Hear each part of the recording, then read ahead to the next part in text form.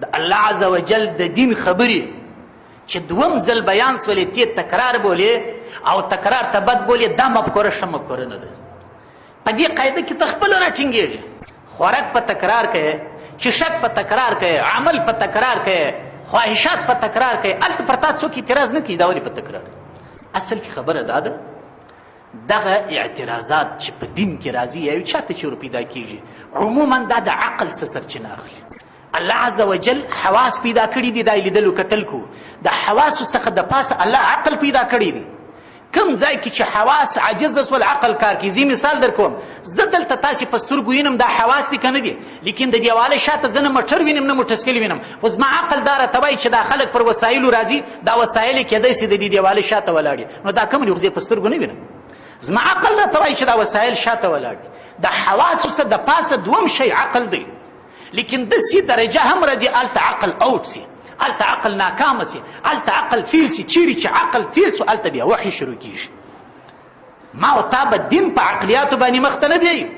دین که په عقلیاتو وي، حضرت علي رضی الله عنه څه فرمایي؟ لو کان الدین بالرأی، که دا دین یو مخ په عقل سره چلېدلی لکان اسفل الخف. دا لکان اسفل الخف موزه نه ده، موزه پر موزي چې موږ مسه کوو فقها فرمایي وایي داسې به مسه پر کوي.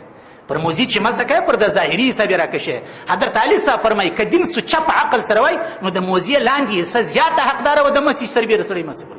علما فرمایي خوراک کو چې شک د جسم غذا ده، دغسې په جسم کې داخل الله عز وجل روح پیدا کړې ده. څنګه چې جسم و خوراک کو چې شک ته په تکرار سره ضرورت لري، د انسان روح د هغه رقم د الله عز وجل احکامو ته وعظ و تبلیغ و فن ته په تکرار ضرورت لري.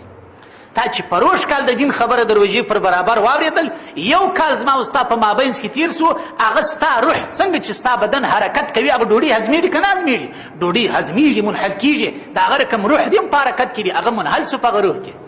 دا زموږ بعضې ملګري وایي چې یوه جمعه خبره واوره تر بلې جمعې پورې چارج دی. وایي دا ملګري دوستان څنګه چې ظاهري جسم هضمه لري که نه لري، هضمیه لري، انحلال لري، اضمحلال لري، دغسې دا روح هم دا شی غواړي. زموږ په دیوبند په نصاب کې چې منطق ویل کېږي تقریبا تر 16 پورې ویل کېږي. داسې نه کېږي چې یو کس ته دا فلسفه و عقلیات و حکمت ور شروع کړي نو ټول زندګي دغه وایي. ټول زندګي که څوک په دغه شي کې ولاړي بیا نتیجه دغه ده چې پر الهي احکام به